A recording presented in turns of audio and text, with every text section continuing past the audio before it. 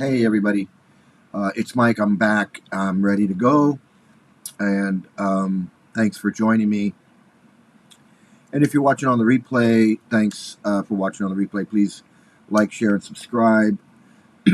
Get this cult information out to people who want to know more about dangerous cults, and especially Hare Krishna, how dangerous that is. But first, of course, we got to get into the intro.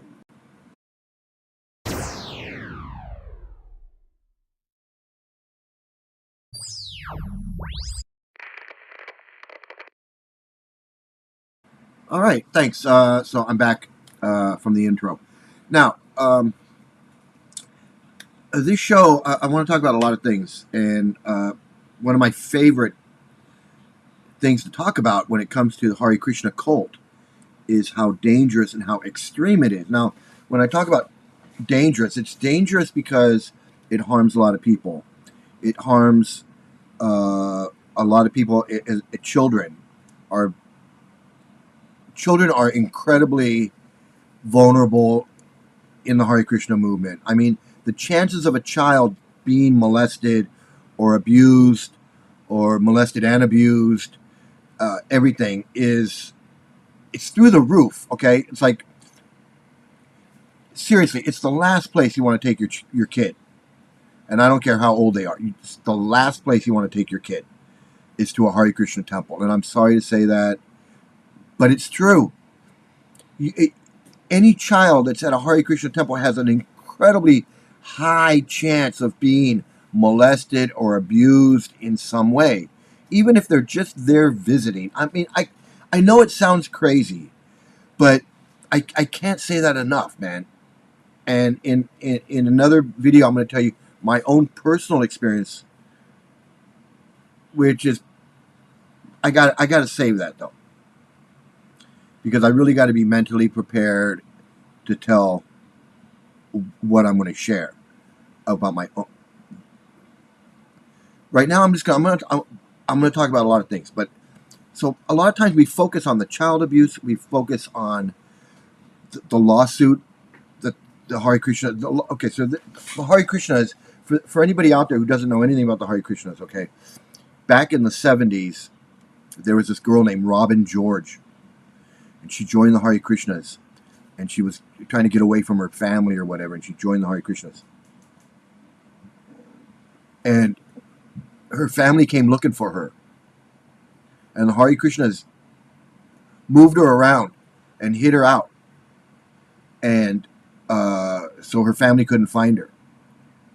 And eventually they found her. And eventually they got her out of the Hare Krishnas. And then she sued the Hare Krishnas for, I don't even know, you can look it up on Google. I should have looked it up, but I really didn't know I was going to talk about this. But anyway, because it's not the focus. But this Robin George, she sued and claimed brainwashing and manipulation and all this stuff, and she won. And the Hare Krishna, it was a really big case back in the 80s because it happened in the 70s, the late 70s, sometime in the late 70s. But by the time it got to court, and it went to court, and all, that takes years and years. It was the 80s by the time she won her case. And what happened was, what the story in the Hare Krishnas was that, she was a traitor. She wanted to be, she was being abused at home or whatever. I don't know. Some story about she was trying to get away from her dad, and she joined the Hare Krishna. She wanted to be a Hare Krishna. Her dad wouldn't let her or whatever. Family came looking for her. So the Hare Krishnas were moving her around from temple to temple, hiding her out. And she claims that she was being brainwashed by them. And she won. I guess she won this case. So the Hare Krishnas turned it around, and their story was, the evil forces, the Maya, Karmis, and she whatever, and they made her the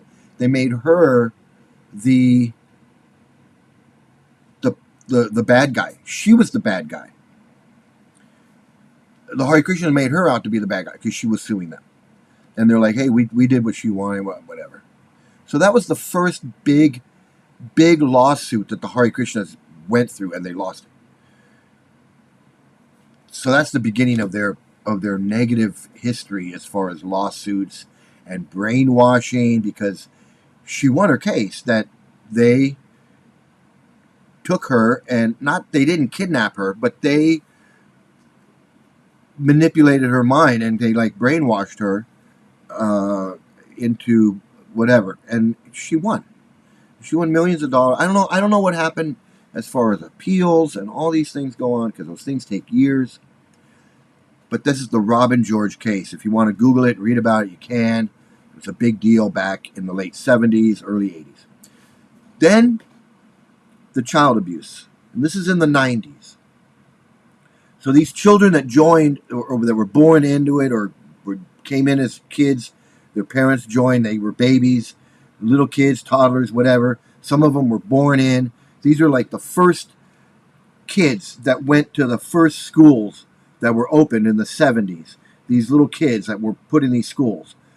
All through the 70s and the 80s, they were abused, incredibly abused, tortured, sexually abused, mentally abused, physically abused, just in every conceivable way. From age 5, even all the way up to teenage, almost every kid was in some way abused. I mean, even if they weren't physically abused, they saw abuse. There were a few lucky ones that weren't abused. I don't know how, but there were a few lucky ones that weren't abused, and they witnessed it, because I've spoken to these. They were adults when I was in the Hare Krishna. These were grown kids, and I met them. I knew some of them, and I talked to them, and they said that a lot of them would say, I wasn't abused, but my brother was abused. My sister was abused. My classmates were abused. My little brother was abused. My older brother was abused. They saw it, but they claim it didn't happen to them. Now, I don't know if they were in like some kind of defense mechanism where they suffered such horrible abuse that they thought it was happening to someone else. I don't know. It was just horrific. Okay, it was horrific. Some of them admit that, yeah, I was abused. I knew a guy who had no teeth because he got his teeth knocked out as a little kid. He got his teeth knocked out. He had no teeth. The grown man, he wasn't a little kid. He was a grown man, but it happened when he was a little kid. He was a grown man with no teeth. He had false teeth, but he had no teeth. Sometimes and he proudly said, yeah, that asshole threw me on the floor and knocked my teeth out. So this is the type of stuff that happened. So there were kids that admitted it and said, yeah, I was abused. They're like, hell yeah, I was abused. And then there were kids that were like, I wasn't abused. I didn't see anything.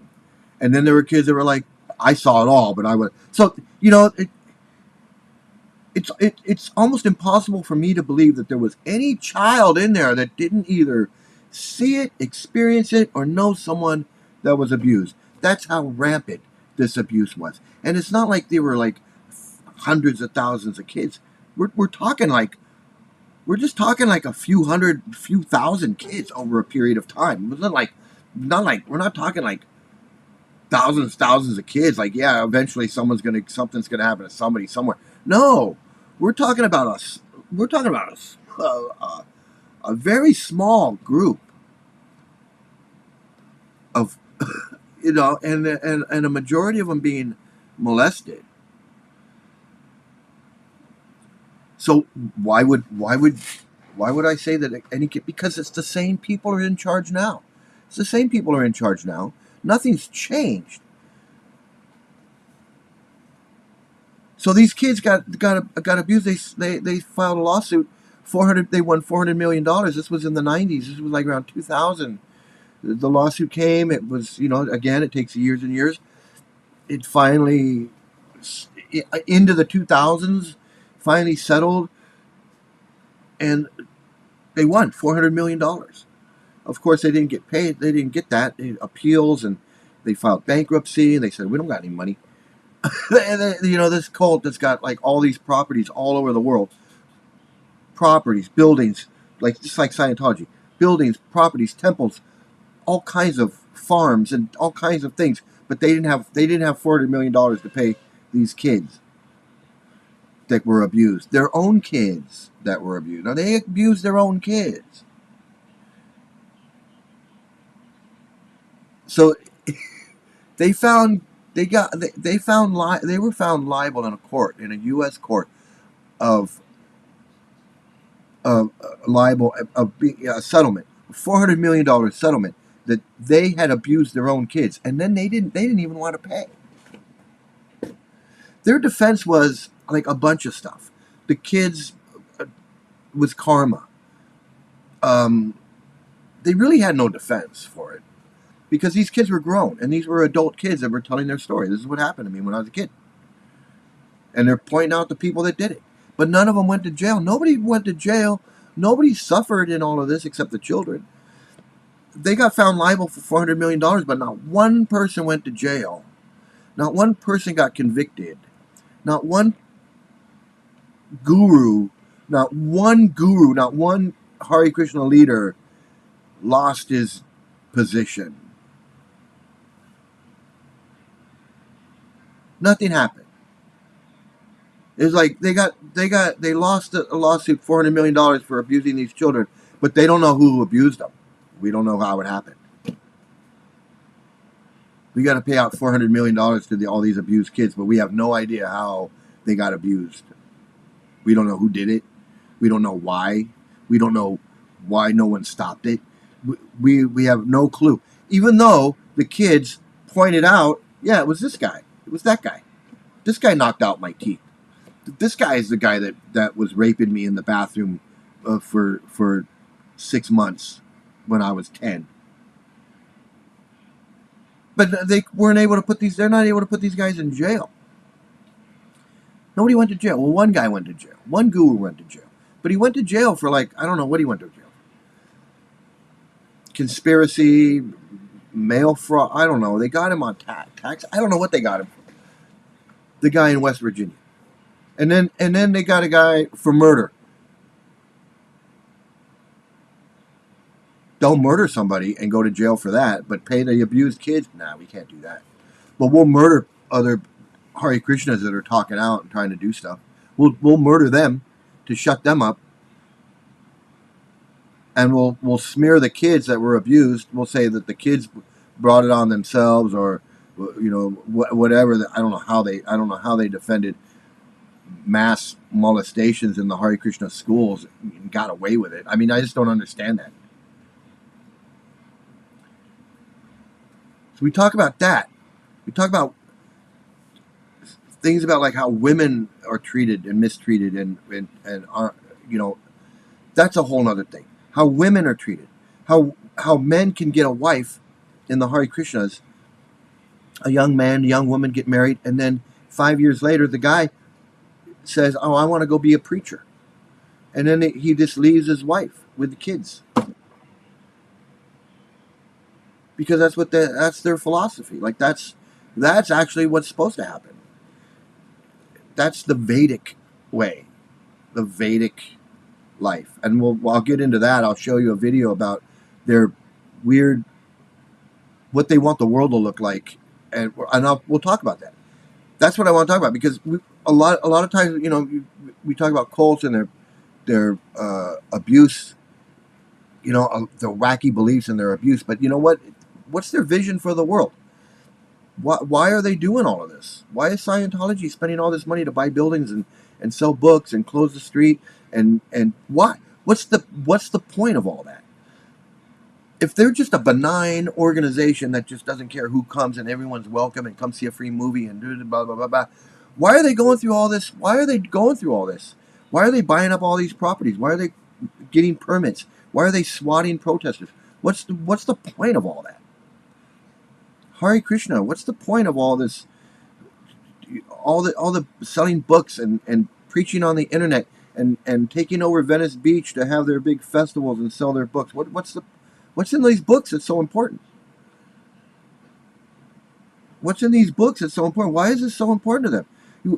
You hear about these Scientologists were so excited that they sold a book. I sold 2 books, and it was so exciting to sell L. Ron Hubbard. Hare Krishna the same way. What's in these books that's so important? What's the end game? What's the end game for these cults? Jonestown and Waco, Ruby Ridge, and these weird compounds, and Oregon. What are they doing that for? What's the point of it all? If it's just some way of meditating and connecting with God and being spiritual, what is all this extra stuff for? Did anybody think about that? Like, why do you need a big giant building in Hollywood? Why do you need like 8 big giant buildings in Hollywood, in LA? Pope runs the biggest propaganda of all. Yeah, the Pope's got a big business too. I ain't talking about that, but it's not a cult. They don't follow you around if you don't want to be Catholic anymore. I was brought up in the Catholic Church. My family, we stopped going to church. Nobody harassed my mom and dad. Nobody called my mom and dad. Nobody sent them threatening letters. Nobody sent death threats because we weren't Catholic anymore. We didn't want to go to church on Sunday. Nobody sent death threats. Nobody said we had to listen to the Pope and everything the Pope said was, no, my mom didn't give a rat's ass what the Pope had to say. Now, my aunt did. When the Pope came to town in L.A., my Pope went to go see the Pope in his little Pope mobile running down the street. My mom didn't give a shit about the Pope. My mom and dad didn't give a shit. Nobody came and knocked on our door and said, why aren't you going to see the Pope? Why aren't you reading the books? Why aren't you coming to church on Sunday? That's the difference between a cult. Don't sit here and try and come into my chat and tell me, well, the Pope. I don't give a shit about the Pope. I'm not talking about Catholic Church. You want to be Catholic, you can be Catholic. I don't care. No one's going to chase you down. No one's going to threaten your life if you don't want to be a Catholic anymore. Catholics aren't setting up a booth down on Venice Beach telling you got to buy their book and join their church and do all that. No one, when I was growing up and I was going to the Catholic Church, and my mom and dad were going to the Catholic Church, and my brother and sister going to Catholic Church, my brother and sister in Catholic school, we didn't sell one friggin' Bible. We didn't sell one Bible. We didn't go set up a book table nowhere. We didn't preach to nobody. I didn't tell none of my classmates at school, hey, I'm a Catholic, and you should be Catholic too. Hey, you should listen to the Pope. Pope's a really cool guy. Okay? I don't know what the hell your problem is. Okay? Yeah, Islamists are the same as Hare Krishnas. Hare Krishnas want to do the same thing. Hare Krishnas are no different than friggin' Taliban. And that's what I'm here to talk about. And if you want to talk about that, we'll talk about that. I don't give a shit about the Pope. I'm talking about the Pope in my chat for. The hell are you? Who the hell are you anyway? Vishwa Rajan. What are you bringing this? What's your point coming into my chat talking about this? Are you Hare Krishna? Are you one of these Hare Krishnas coming in here trying to... I ain't trying to save nobody. You go save Vishwa Rajan. You go save somebody. You go try and get people into your cult. What the hell is that all about? Friggin' Taliban. The Hare Krishnas are no different than the Taliban, and that's the whole point of this whole thing. Is that these people that are out there preaching and selling these books, and they got these temples and they're doing all this stuff, they're just like the Taliban. It's just like the Taliban. It's a Hindu Taliban. It's a Hindu friggin' Taliban, Vishwa Ranjan. And you know what? People like this, they want to sit there and say, well, you were never Hare Krishna or whatever. So I've decided I was going to start off this show, and I'm going to show you me when I was a Hare Krishna, and that's what we're going to do. So that's what I'm going to do. And where's my picture? So let me find a picture. I don't have too many because that wasn't important to me. Taking pictures of me as a Hare Krishna wasn't important, but I do have some pictures here, and see what I can find. So this is me in India. I was in India, and I'll point out So this is me when I was a crazy Hare Krishna. As you can see, I have the neck beads on. I got the Kunti Mala. I got the Tulsi Mala. The Tulsi Mala is the small neck beads around, and then the Kunti Mala is the larger beads around here. I also have an Ashringa Kavacha with dust of Vrindavan around my neck. I have my bead bags there, and you can see I have just a little bit of hair because it's grown out a little bit, and I wasn't excited about shaving my head while I was in India. So, and this is probably around 2005. So, now let me see. I find another one here. Picture of me. There is a picture.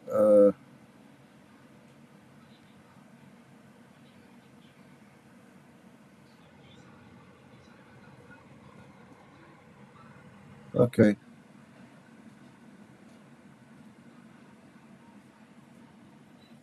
So there's a picture of me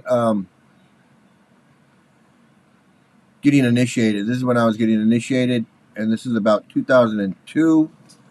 So you can see me here with the flowers around my neck, and these other two people are getting initiated as well.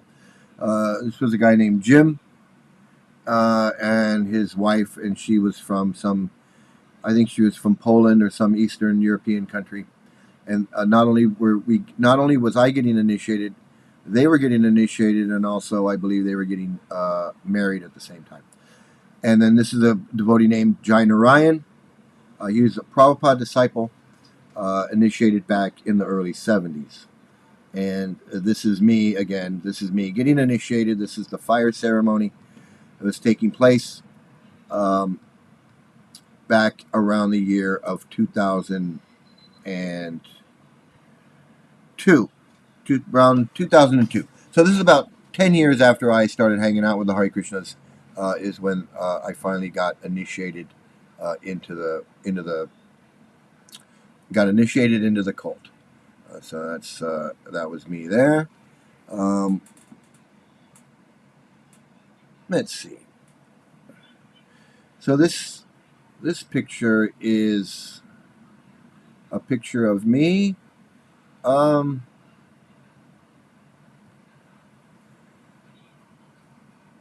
This is a picture of me in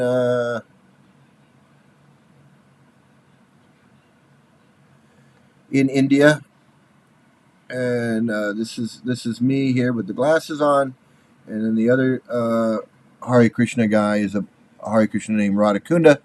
Radhakunda Das was a Srila Prabhupada disciple. He actually met Srila Prabhupada once. He told me the story of him getting initiated, and he got initiated directly from Srila Prabhupada. Srila Prabhupada handed him his beads and gave him his name in person. So that was, and I knew him. I knew him pretty well. He was probably one of my best friends while I was in the Hare Krishnas. He passed away in India around 2006 or 7. He was a nice guy as far as Hare Krishnas go. He was very much a scammer, though. He was always doing this scam or that scam.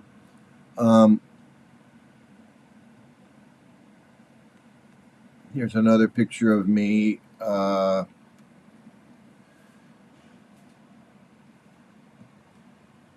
This is a picture of me in 2005. You can see I'm wearing full dhoti and kurta. I got the tilak on my forehead. I got the Kunti Mala, the Tulsi Mala. Got my bead bag there. And I am taking a picture with this gentleman who cooks. He had a food stall there, and I would eat there every morning. This is in Rishikesh, and when I was traveling around India back in 2000, somewhere around 2005,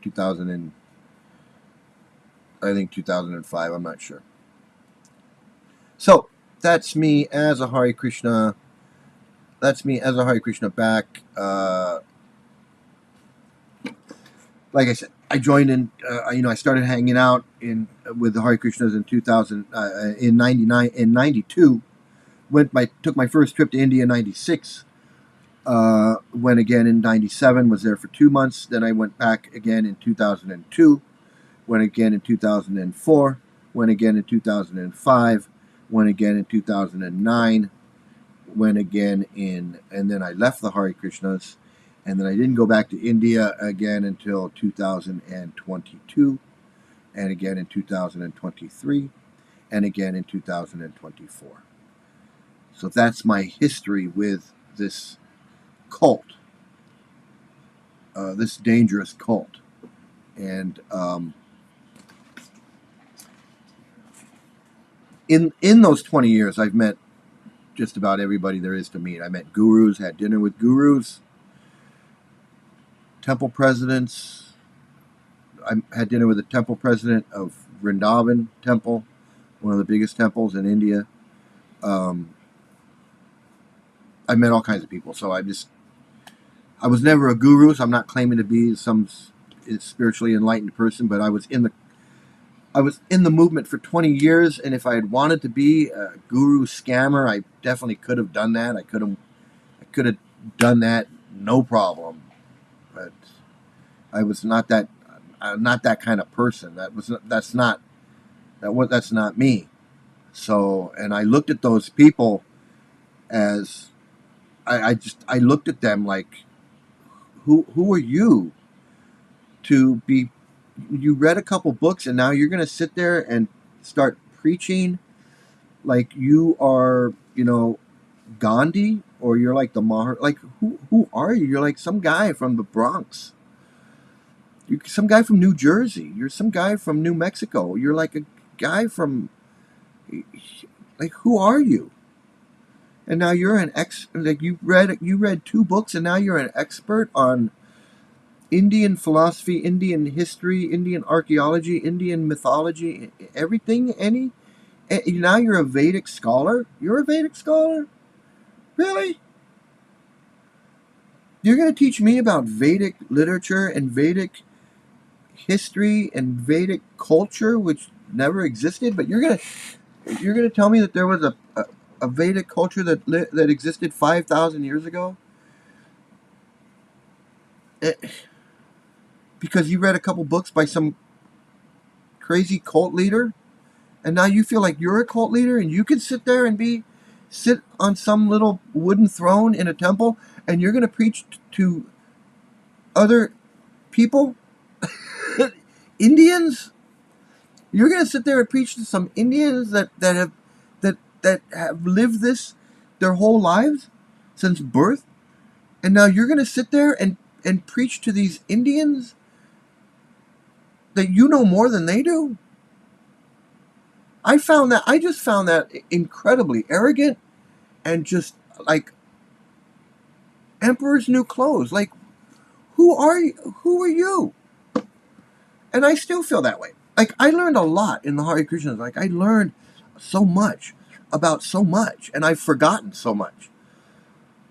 And like sometimes I'm where I'm at now.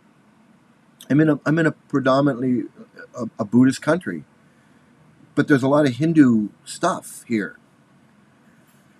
Hindu stuff everywhere, mixed in with the Buddhist stuff. And I know, like, I look and I go, I'm ashamed to say it, but like I know who that is, and I know what their story is. I know because I've read it, and I know. Not that I'm some scholar, or that I'm some Vedic anything, but I just happen to know who that is. The guy with the 4 arms, the guy with the elephant head. I know. I mean, that's pretty general, but I mean that's basically my point, though. Is like I know some stuff. Not that I know anything, because I really don't. But I mean, you read enough books about Indian culture, Hinduism, and different things, and go to India enough times, talk to enough people, You don't necessarily have to be in a cult, but you can learn things. You can. It's amazing what you can learn. So, you know,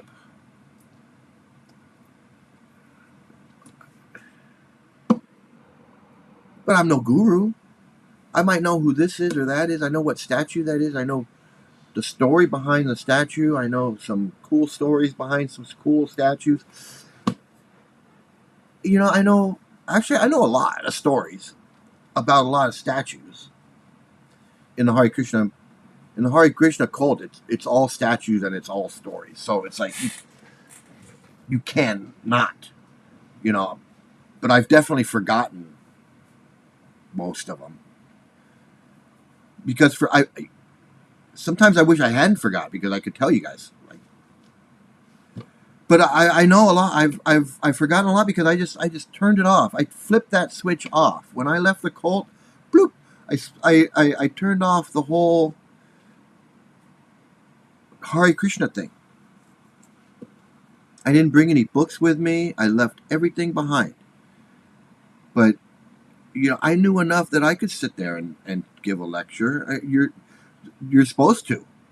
The fact that I never did was like, why? How come I'm not? And because I'm not sitting there and doing that. You got to be out of your mind.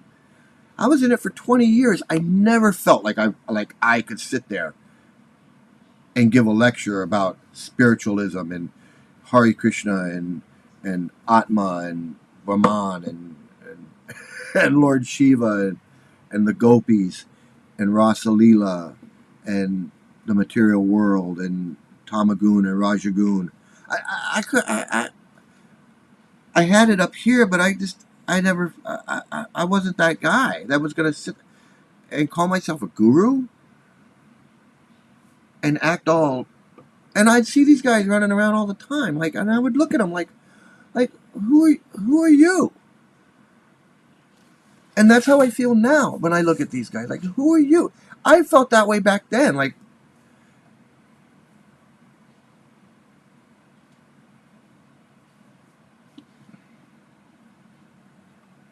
who are these guys?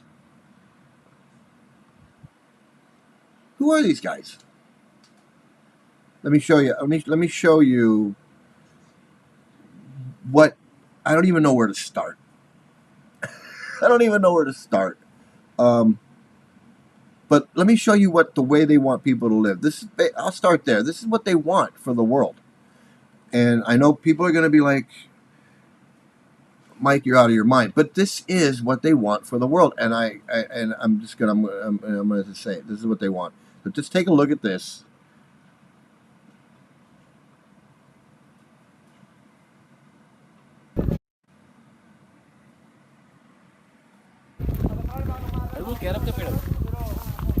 Carob क्या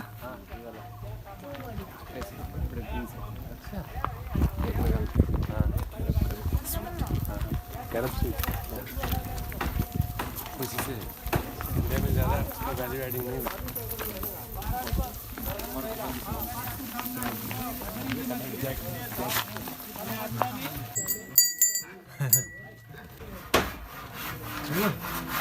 नहीं बोल रहे वाह इधर हरे कृष्णा पैर चल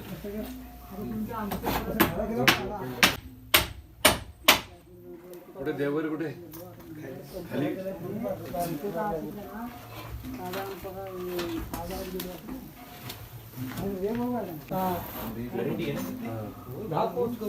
मिट्टी का उनके बाद बारिश वगैरह कैसे होता है तिष्ठन्त्यमानुतिष्ठति अनुशेति शैन्याम्ने वस्ते क्वचिदसातुं क्वचित्तिवन्त्या विभूति मधुरां मद्विहाय श्नन्त्या क्वचित् स्नायुश्चत्ति सजति क्वचित्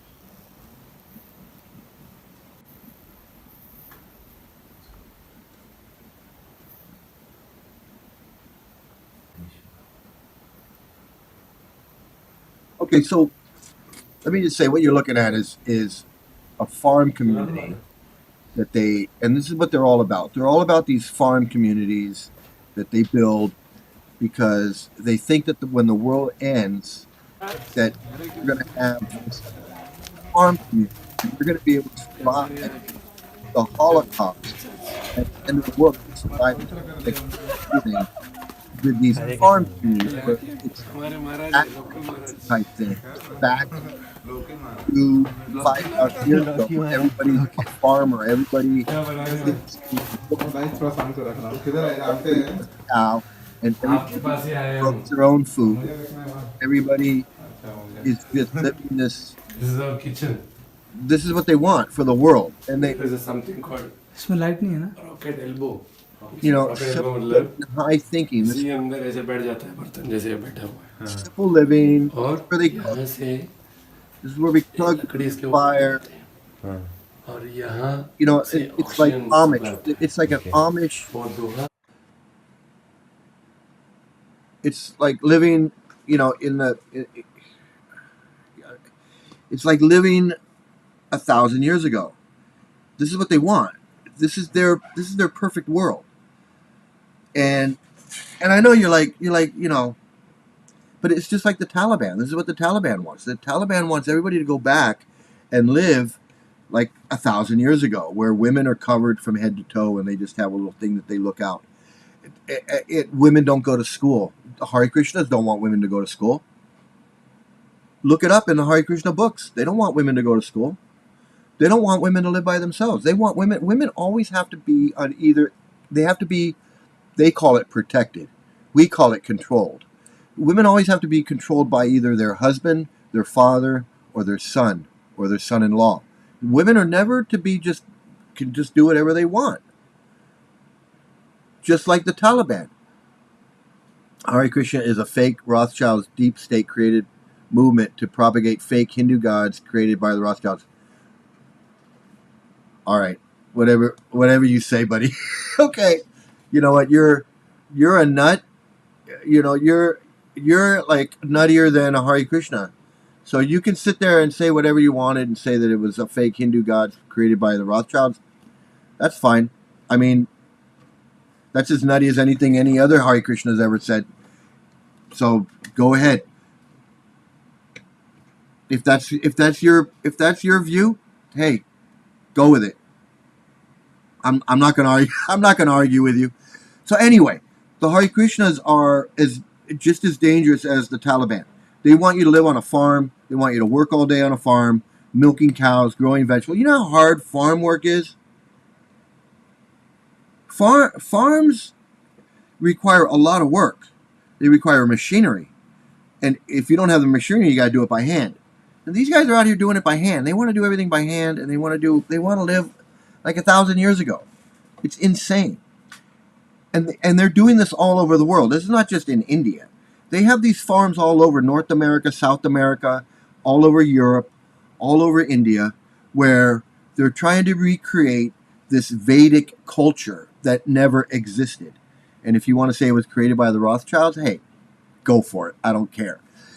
But anyway, this never existed. 5,000 years ago, there was no Krishna running around in Vrindavan 5,000 years ago. There was no Chaitanya running around Bengal 500 years ago. You know, there was a better chance that there was a Chaitanya running around, but I don't buy that either. So, you know, it's all emperor's new clothes. It's all who can I fool and how long will they be fooled? That's all it is. And but it's more dangerous than that because it's all a bunch of bull, but they want to change your life over it, just like the Taliban does. Taliban blowing up Buddha statues, not letting women go to school. Women got to be covered up. Women can't have a job. That's Hare Krishnas. That's what the Hare Krishnas think. They think women are less intelligent. Hare Krishnas think women are less intelligent. Let's look at this. Are women less intelligent? Let's take a look. Let's see what they say. Bhagavate Vasudevaya.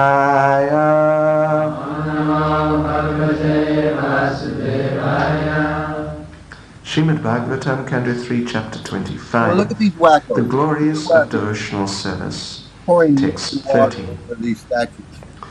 Tad etan And then later they're going to drink that. Drink that vijanihi yatahan absolutely manda insane. dear Tell me that this guy doesn't look Hare Sukha This guy doesn't look that. Budhyeya Durbodham And Yosha Bavad Anugrahat Tad etan me vijanihi the dear Hare.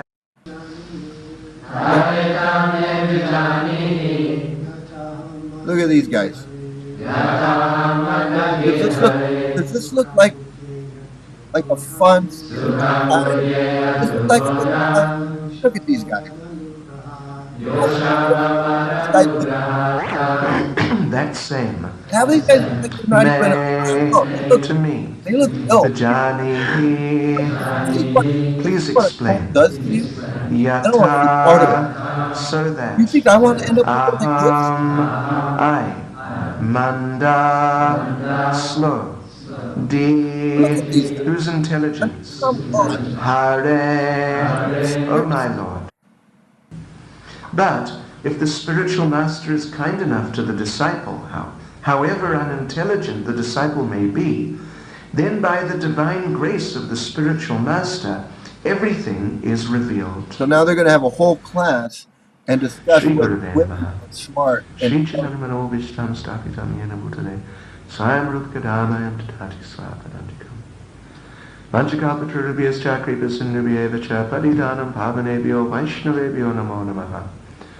Shri Krishna Guys, you see Chaitanya Prabhu Nityananda Shri Advaita Gadadha Shivasti Gaura what up here doing with these guys. Hare Krishna, Krishna Krishna, Hare Hare, Hare Rama, Rama Rama, Hare Hare. There's no women up here doing this. So Mother Devahuti here is presenting herself in a very humble way. That is the way Rajat. We can then go to the supreme abode, really intelligent enough to understand these things in general. These guys. So anyway, Srila Prabhupada was asked by one of his female disciples, are women really less intelligent? And Srila Prabhupada answered that if you think you're a woman, say about anything, matter of sincerity, make your life better, then male, female, old, young, doesn't matter. The child may be more. Lord Chaitanya, he was oblivious. He was more or less oblivious to his surroundings. So he just approached the tiger and discuss whether women are less intelligent than men. And let me, the material, what could possibly have happened on the material level. He just came. You know what? I'm going to go ahead and be the spoiler.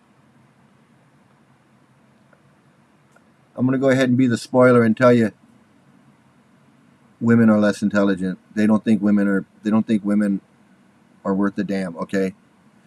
Do you see any women in these pictures that I just showed you? And anywhere in there? Did you see any women in there? No. And you won't. Because they hate women. They hate women. They hate women, they hate children. And where does that come from? It comes from the books. This is the world that they want. This is the world that they want for everyone. This is the world they want for everyone. They want everyone to be just like them. To hate women, hate Jews, hate blacks, have the freedom to molest children and no repercussions. Has there ever been any Hare Krishna that's ever been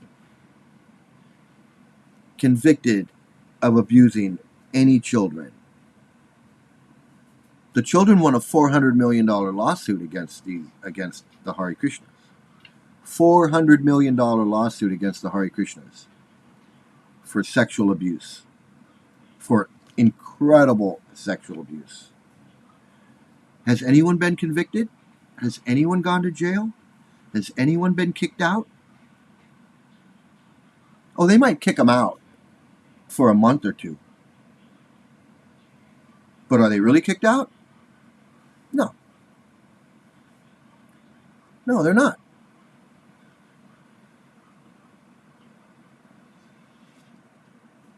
Okay, so let's look at.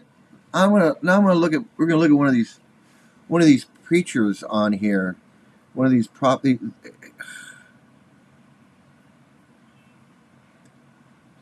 So you got to remember, the founder of this religion preaches that black people are stupid and ignorant and they just want alcohol.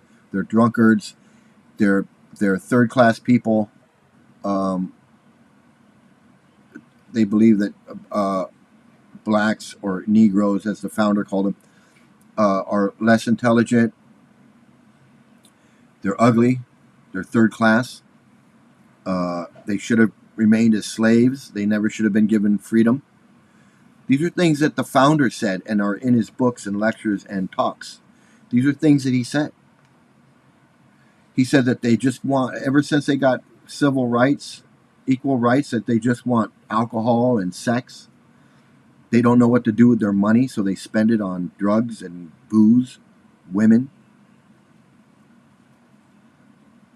That there's a first-class Rolls-Royce car, and who's sitting in it? A third-class Negro. These are the things that he said about black people. These are the things that the founder said about black people. He said they were ugly, stupid, alcoholic, drug users. They should never have been given freedom. They never should have come out of the jungle. This is what he said about black people.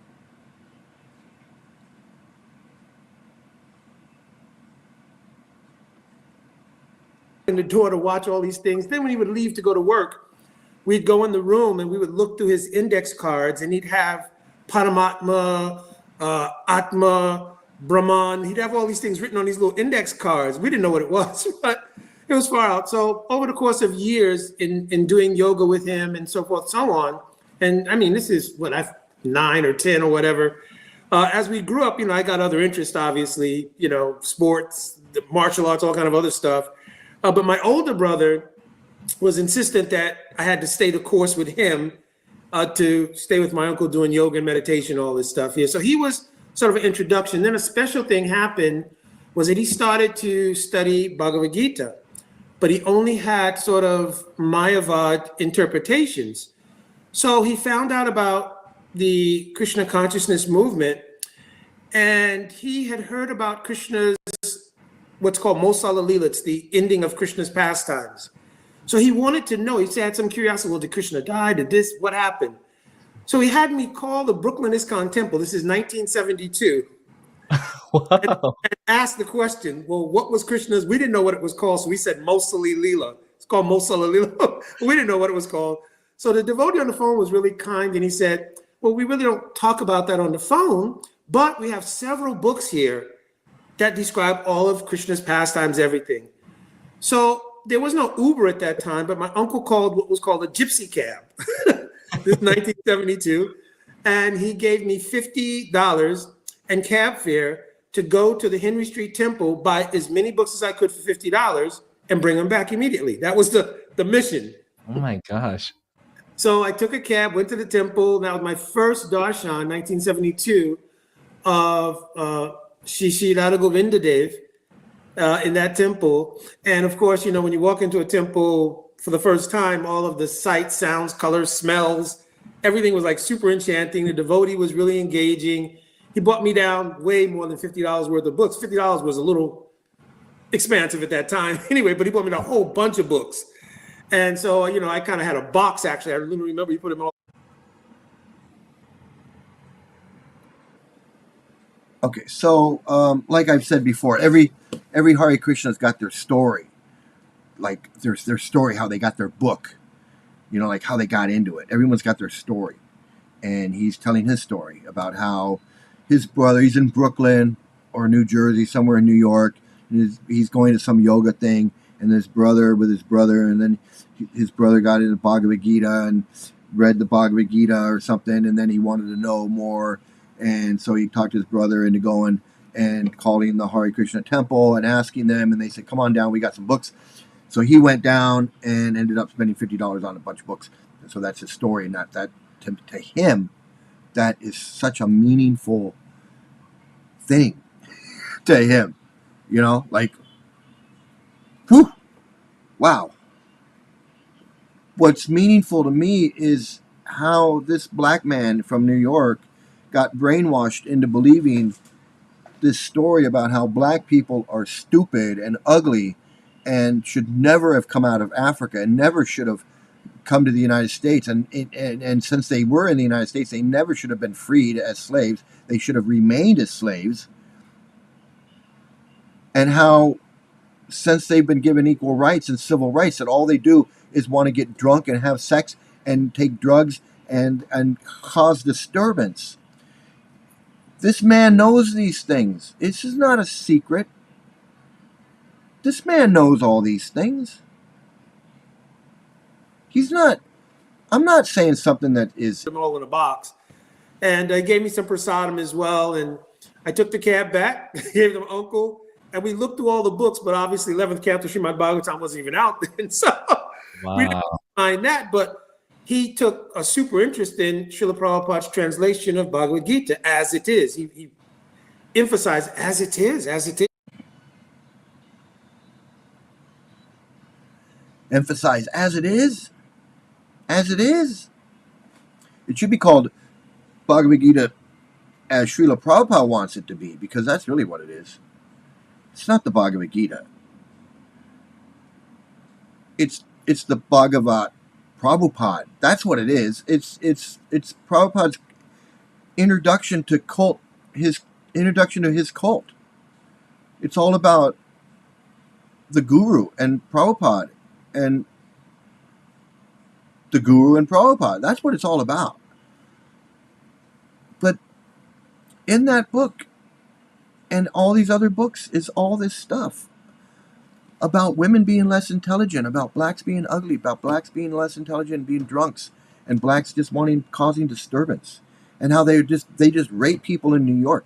There's if you go to Prabhupada.com, PrabhupadaBooks.com, and you put in rape in the little search box,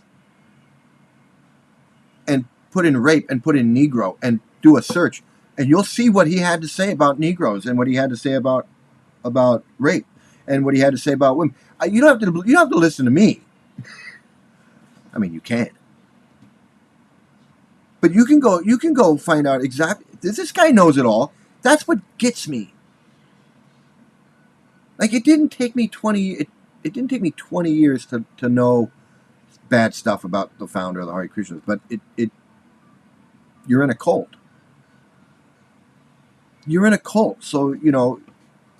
Now I knew not to say anything to a black person about, hey, did you know that Prabhupada said that you guys should never have come out of Africa, and you guys should never have been given freedom, and you guys should have been freed from slaves, and you guys are all drunkards and drug addicts. And I knew enough not to say that, but I didn't understand how a black person could read that in a book and go, I want to join this religion.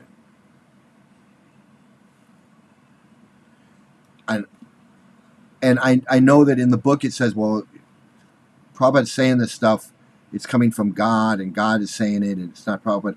And you're in a cult, so you do buy into it. But I never accepted that blacks were less intelligent than white. I recognize that as white supremacy, and I did not go along with that. I never spoke out and said anything, but I was like, come on. The moon landing. He was talking about how we didn't land on the moon. I knew we landed on the moon. I didn't accept that. I argued with the guy. I argued with my friend about it. I was like, well, you can't convince me that we didn't land on the moon. And he got mad. And he's like, well, got mad. Prabhupada said it, and I believe it. It's in Prabhupada's books. We did not land on the moon. And I believe it. And I'm not discussing it anymore. And I was like, okay. and we never discussed it. We never discussed it anymore. But I didn't leave the cult because I didn't agree that we didn't land on the moon. I knew we landed on the moon. I worked for Rockwell International. I worked for Rockwell. My dad worked for Rockwell. It was like, you're not going to convince me that my dad was involved in some conspiracy to build a lunar module that didn't exist. It just doesn't make sense. And the whole thing about, well, we didn't land on the moon, we landed on Rahu, and Rahu's an invisible planet that's don't give me all that crap. Like I couldn't accept it. But you know what? I liked being a Hare Krishna. I liked chanting. I liked going in there. There was a lot of stuff I liked about it. So I was able to just be like, and until I couldn't do it anymore. And when it got to be too much, I was like, you know what?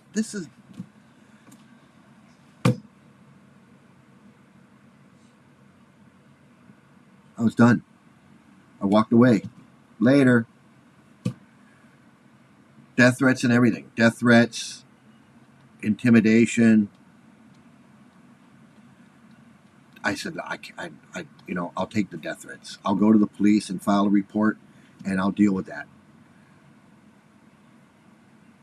You guys are making death threats. I don't think you're going to do it, but you guys are making death threats. I'm going to make a police report, and let's call it a day. And that's what we did. And I never spoke out until now. And so now I'm speaking out. Should have spoke out sooner, but I didn't like the death. I didn't like the death threats, and these people are crazy. So I said, I'm done, and I don't need to speak out. I didn't need to speak out. I'm just like, I need to get my life back together. Is what I need. I need to get my life back together. I need to focus on me, not focus on them. Now, 12 years later, I'm in a different place. I'm in a completely different place, mentally, physically, geographically, spiritually, if you want to say spiritual. I don't understand what spiritual is, but I'm in a different place now. So that's why I can do this now, and I didn't do it then. But why this guy? Why this guy? So what does he do? He goes off to Africa to preach in Africa. He's going to go to Africa and preach in Africa.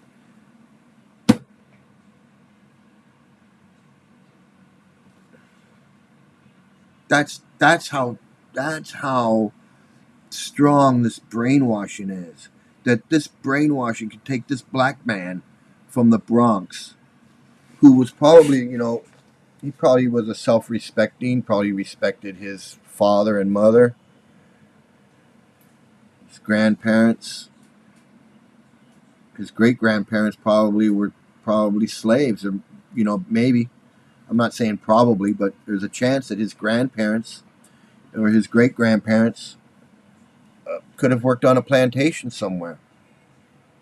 And that's unfortunate, but, it's possible. And here he is promoting this extremist Taliban philosophy that everyone should live on a farm, work hard on a farm, with cow dung and cow urine and all that, and women should, not do anything but have kids and, I don't know, raise kids, milk the cow. It's a women's job. Teach the kids in school, that's a woman's job. Anything else, though, no. Women can't do anything.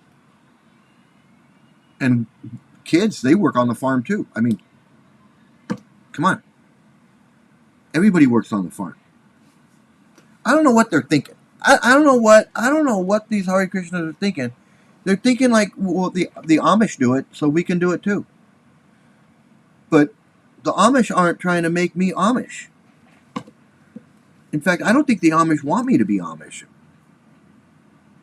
The Amish want to be left alone. Just leave us alone. We're happy. It's 1872, and I got a zipper and a button. No zippers. I got buttons, and I got I got a cart and a horse, and I'm good. They just want to be left alone. Hare Krishnas are like, no, no, no, no, no. That's not good enough for us. We want everyone. Everyone has to be a Hare Krishna.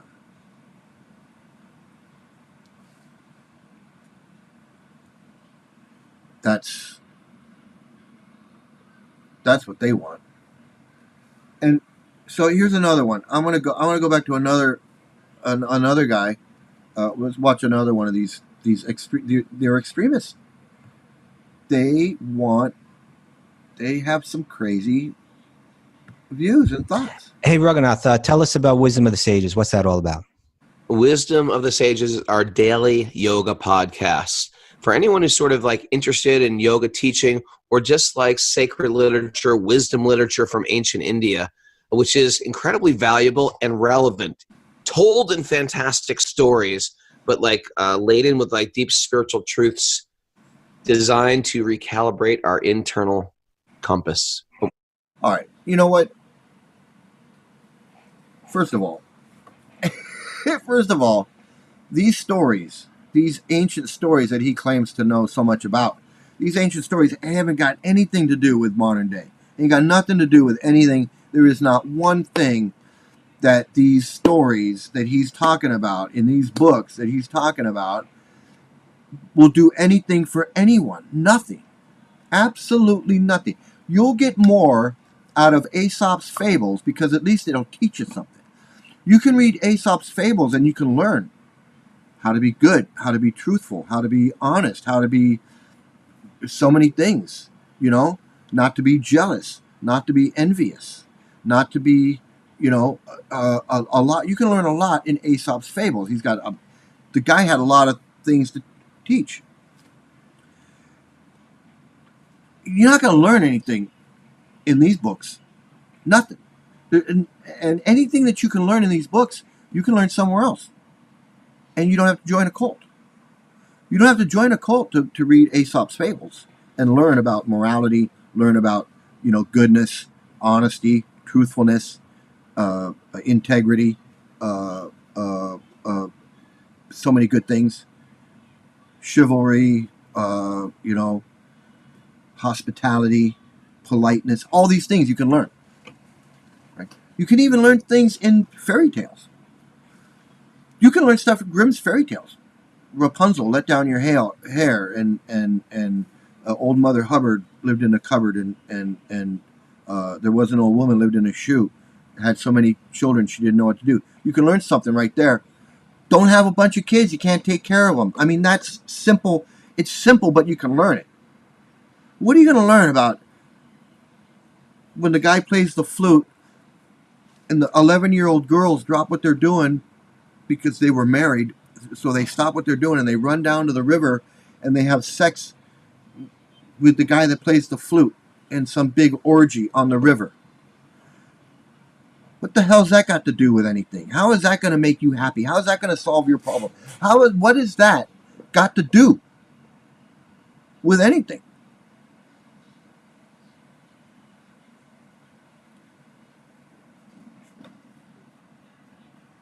You're going to sit there and say that this Vedic literature, he doesn't know anything about Vedic literature because he's never read the Vedic.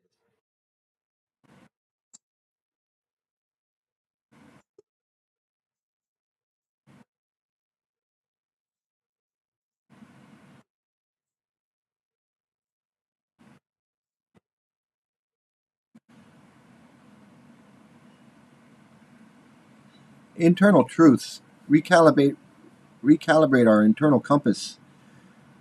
Everything he said was a bunch of bull. Let me hear that again. I'm sorry. Let me hear that load of crap again. Yoga podcast. Sages, what's that all about? Wisdom of the Sages, our daily yoga podcast. For anyone who's sort of like interested in yoga teaching or just like sacred literature, wisdom literature from ancient India, which is incredibly valuable and relevant, told in fantastic stories, but like laden with like deep spiritual truths designed to recalibrate our internal. Okay, deep spiritual truths deep spiritual truths. First of all, what's spiritual? And what is that spiritual truth?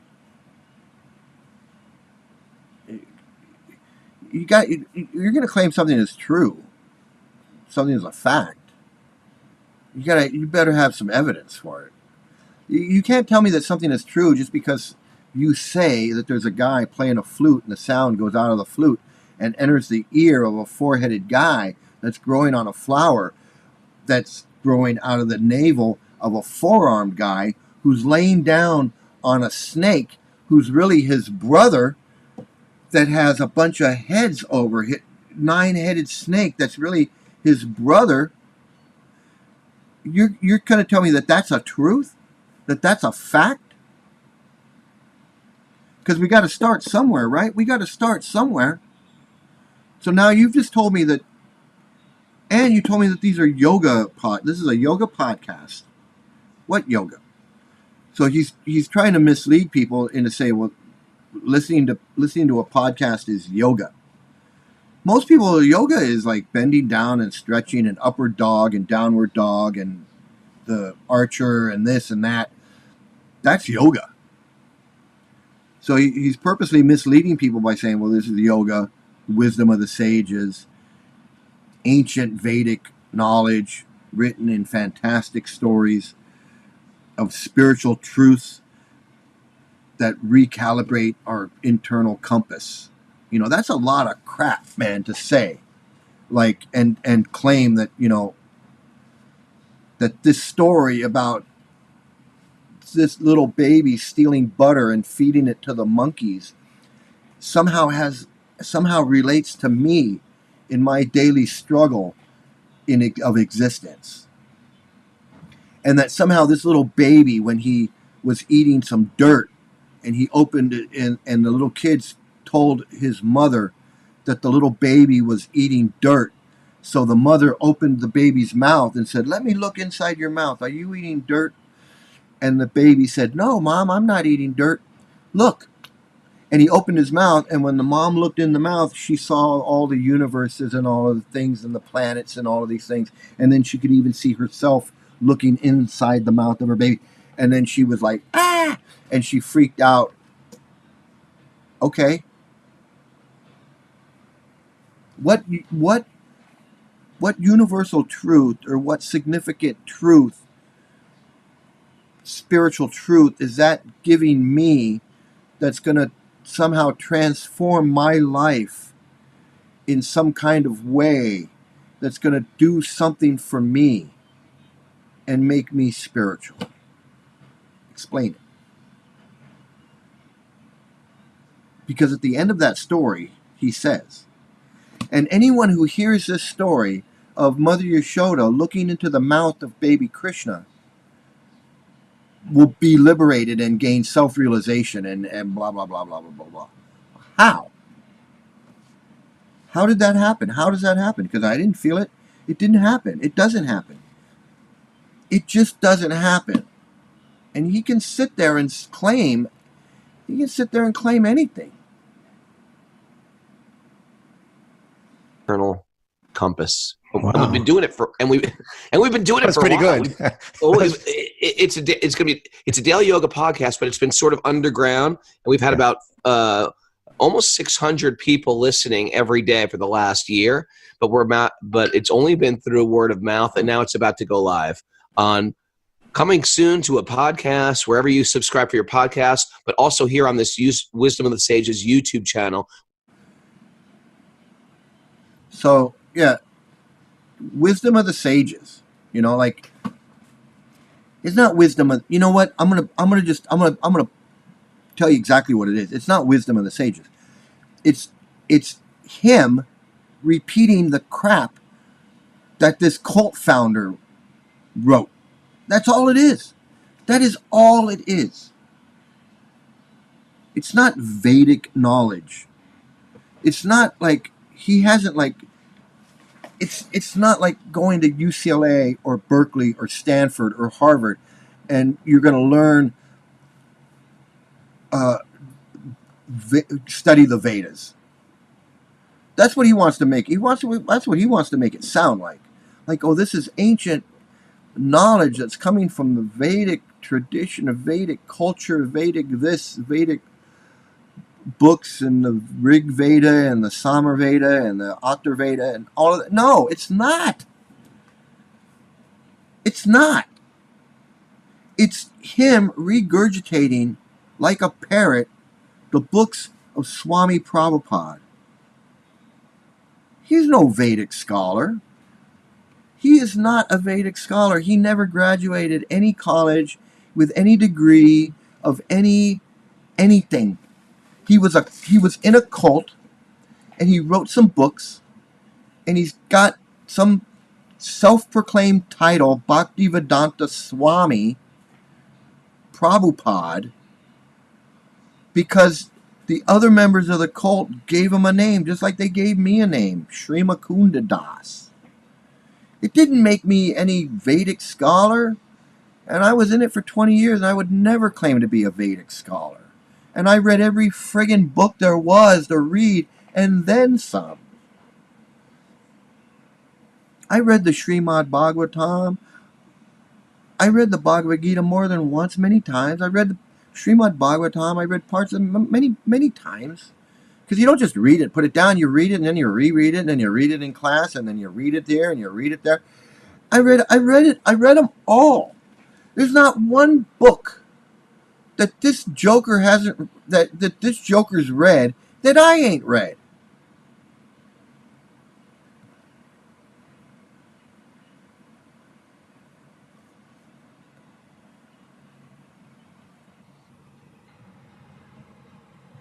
Where you just click subscribe, hit the bell, and join this big community. Hey, Raghunath, tell. It's such. I laugh at this guy. I laugh at this guy. I could do what he does. One day I'm gonna do that. One day I'm gonna shave my head, and I'm gonna put on a fucking chador and some beads, and give me some bead bag, and I'm gonna sit there and I'm gonna do my own friggin' Hare Krishna podcast. Because I could. That's how insane it is. That's what a bunch of crap it is. It's such a load of crap. Wisdom of the sages. It's like this sad guru guy running around. He's not he's the modern day Maharishi that the Beatles went and hung out with. That's all he is. He's modern day Maharishi, running around doing the same Maharishi stick. It's the same thing. He's got a slick answer for any question that you got. Why? Because it's the same friggin' questions over and over and over and over and over again. You think anyone's asked him anything new? You think anyone's asked him a question he ain't heard? You think anybody's raised their hand and said, you know, these books are like not that old. You know, these books are a bunch of crap. What do you have to say about that? What do you have to say about all the racism and misogyny in these books, Sadhguru? What do you have to say about that? Can you talk about how women are mistreated in India and it's due to the philosophy that women are less intelligent and the whole caste system and all of that? Can you speak on that? Can you speak on why India is the rape capital of the world? What is the cause of that?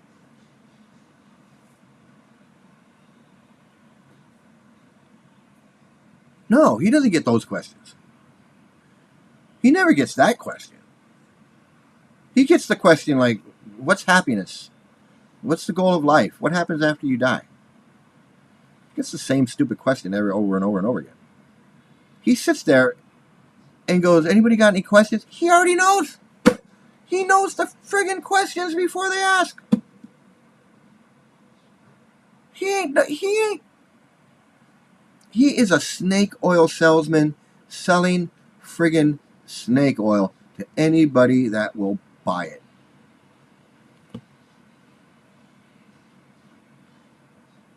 Sadhguru. Sadhguru my ass. He's the Maharishi. He's just the Maharishi. He's another Maharishi. He's another Rajneesh. Bhagwan Sri Rajneesh with the Rolls Royces. Sadhguru. This guy he's just like the Rajneesh.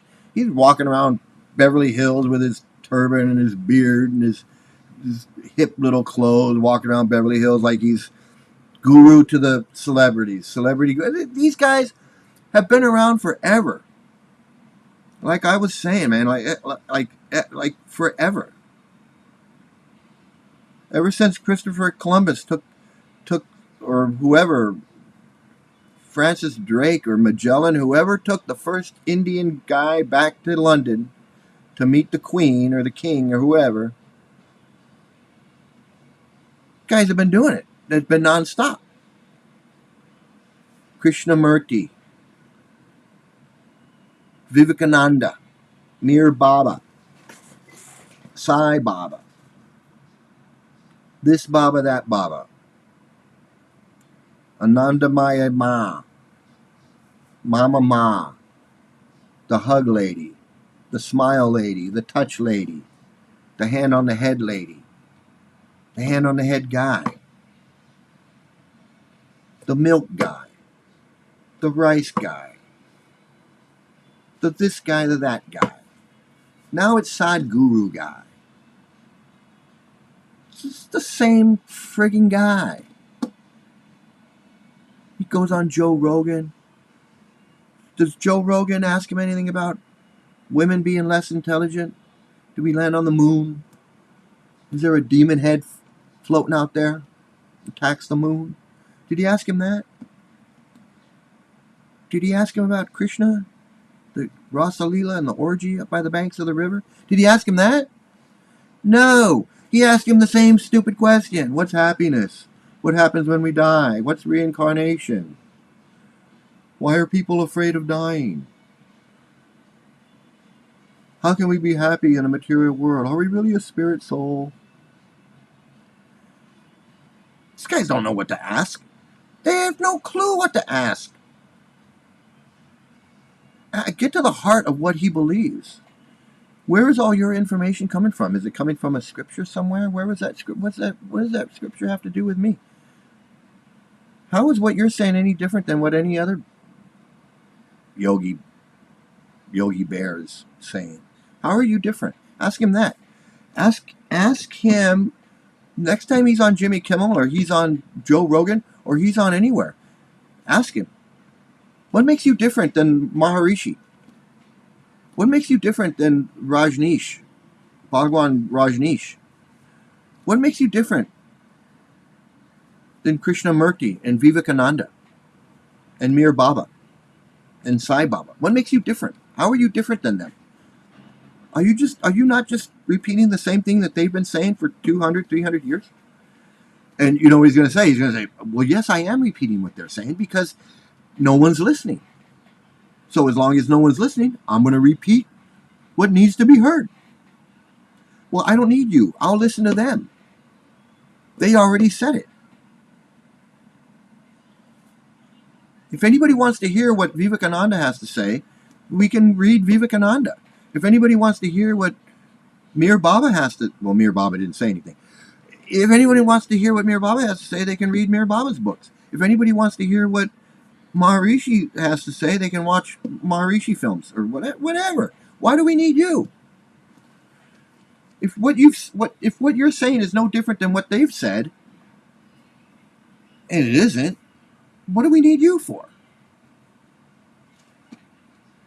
No, nobody can think of that. Nobody can think of these questions. Why? Because they're bamboozled by these guys.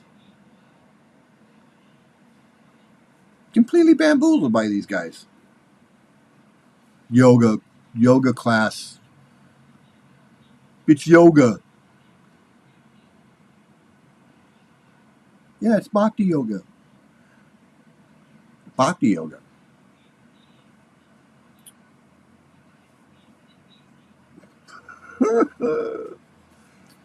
These guys will say and do anything, and it's all a bunch of crap, and it's extremist, it's hatred of women, it's sexism, it's misogyny, it's women are less intelligent, blacks are less intelligent, Jews are the problem, Hitler was a good guy, blacks should have been slaves, never been freed, only caused problems, they like to rape people in Central Park. Come on, man. We've seen this before. We know what this is. This isn't the Amish. This is the Taliban. That's what this is. This is the Taliban. They don't want people doing what they want. They don't want you to have freedom of this and freedom of that. You read in the books, they'll say this democracy is for demons. People should not be voting for their leader. The leader should be the guru. The guru should be the leader and make the laws. And the laws are the guru's books. And he says, my books are the law books for the next 10,000 years. And when you read what's in those books, you're going to be like, we need to burn these books. Heaven forbid these books become the law books for the next 10,000 years. Heaven help us if they ever get in control and their books are the law books for the next, just like the Taliban. Nobody wants the Taliban in charge telling you what to do. Nobody wants the Hare Krishnas in charge telling them what to do. Believe me. You don't. And that's exactly what they want. They don't want you doing what you're doing. They just can't force you. They just can't. The Taliban can because they control a country. The Taliban controls a whole country. They said women can't go to school. No more school for women. Women got to wear a thing. Women can only look out. Everything else covered up.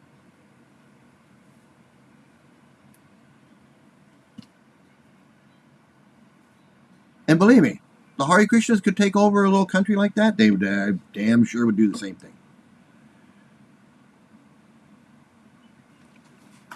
They damn sure do the same thing. Believe me. Well, you don't have to believe me. But you can research it for yourself. But I'm telling you. I'm going to tell you. That's what's going on. So, is the Hare Krishna the same as the Taliban? Abso-fucking-lutely right it is. Are they just as dangerous as the Taliban? Goddamn right they are. You don't want nothing to do with them. You don't want nothing to do with them. You want to shut them down, man. We got to shut this cult down. It needs to be shut down. Just like Scientology. So anyway, I'm gonna end it there. I don't know what else. I don't know what else to say today. I got too excited. But anyway, I want to thank everybody for watching. Everybody who joined me. Anybody in my chat who is trying to argue with me about something or has some crazy conspiracy theories. You know what? I don't know. You know what? You guys are nuts. But anyway, I'm used to it. The Hare Krishnas are a whole bunch of crazy. So I'm not. I expect them to come into my chat and just start saying all kinds of crazy stuff. I mean, that's what they do. That's what they do. In fact, if you're a normal person and you're in my chat, just notice how they will come in and just start saying all kinds of crazy stuff. I mean, conspiracy theory stuff, governments, just all kinds of, they're like QAnon. Hare Krishnas are like QAnon. They're like the Taliban, QAnon. They're like MAGA. They support MAGA. They are extremists and they are dangerous. And just beware of them. Beware of them. You don't want anything to do with them. You don't want to go to their festivals. You don't want to go to their restaurants. You don't want to go to their temples. You don't want to do anything. You don't want anything to do with them. If you know anybody who's in there, try to get them out. Tell them, say, how can you follow that racist, sexist crap? It's homophobic. It's racist. They hate women. They abuse children. You got to say it to them like that. I wish somebody had told me that. I wish somebody had told me that every single day. unfortunately, I didn't have anyone telling me over and over to my face, hey, you're in a cult, and they abuse people, they abuse families, they abuse children, they abuse women, they abuse everybody, and they are crazy, and they're like the Taliban, and they're this and that. If someone had told me that every day when I was first getting close to them, I would have said, wait a minute, what are you talking about? But and there was no internet, and I didn't have anybody doing that. So, but now there is an internet, and I'm here to tell people. And you don't have to believe me. You can research it yourself. You'll find out. But so you don't have to research it yourself. You can watch my show, and you will find out everything you need to know about the dangerous Hare Krishnas right here with It's Mike Sandoval.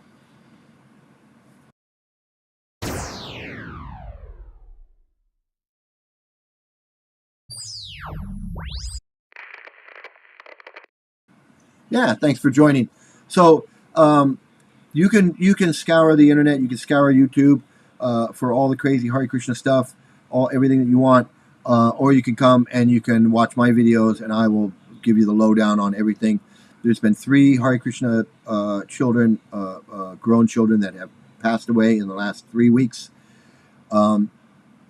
There's a lot of scandals still going on. There's pedophile gurus that are touring the country, touring North America, touring Europe. There's pedophile gurus being worshipped in India. There's pedophile gurus in Hare Krishna movement that are spreading this horrible stuff all over. There's all kinds of crazy stuff going on.